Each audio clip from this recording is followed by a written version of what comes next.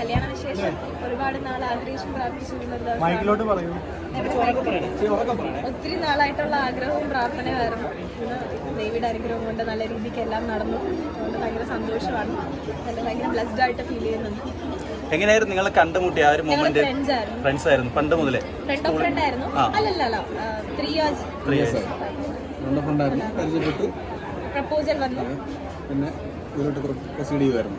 എത്ര വർഷത്തെ പ്രണയമായിരുന്നു? പ്രണയം 3 years ആണ്. പക്ഷെ പ്രണയം എന്ന് പറയാൻ പറ്റില്ല. ഡയറക്റ്റ് പ്രപ്പോസൽ പറഞ്ഞിട്ട് വീട്ടിൽ വന്ന് അതിനുശേഷം പ്രണയം ഞാനാണ്. ഫസ്റ്റ് എങ്ങനെയായിരുന്നു റിയാക്ഷൻ? എങ്ങനെയായിരുന്നു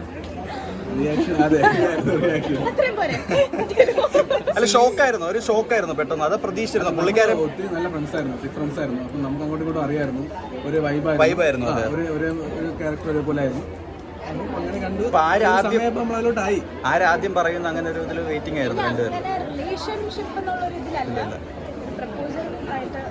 പ്രപ്പോസൽ ചെയ്തപ്പോൾ തന്നെ ഓക്കെ പറയുന്ന ഒരു വിശ്വാസം ഉണ്ടായിരുന്നു അങ്ങനെ ചോദിച്ചാൽ? അല്ല, ആക്ച്വലി പ്രപ്പോസൽ ആയിട്ടല്ല, ഇങ്ങനെ ജസ്റ്റ് ഒരു എന്തായിരുന്നു നമ്മളിങ്ങനെ ചുമ്മാ ബീച്ചായിട്ട് സംസാരിച്ചുകൊണ്ടിരുന്നപ്പോൾ ഇങ്ങനെ ജസ്റ്റ് റാൻഡം ആയിട്ട് പറഞ്ഞത് അത്രേ ഉള്ളൂ.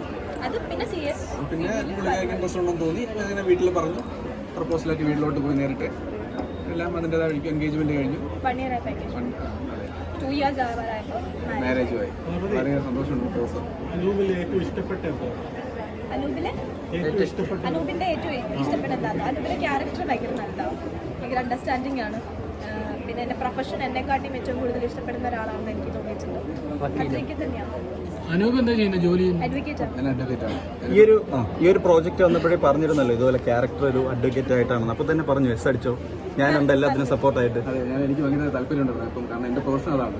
അപ്പം എൻ്റെ വൈഫ് അങ്ങനത്തെ ഒരു ക്യാരക്ടർ ചെയ്യുമ്പോൾ എനിക്ക് വളരെ സന്തോഷമുണ്ട്. കാരണം എനിക്ക് ഒത്തിരി റിലേറ്റ് ചെയ്യാൻ പറ്റും അത് കാണുമ്പോഴേ. നോർമലി ചെയ്യുന്ന ക്യാരക്ടറിനെക്കാട്ടി ഡിഫറെന്റ് ആയിട്ടല്ലേ. ടിപ്സ് ഒക്കെ ഒരുപാട് കൊടുത്തിരുന്നു ഇങ്ങനെയൊക്കെയാണ്.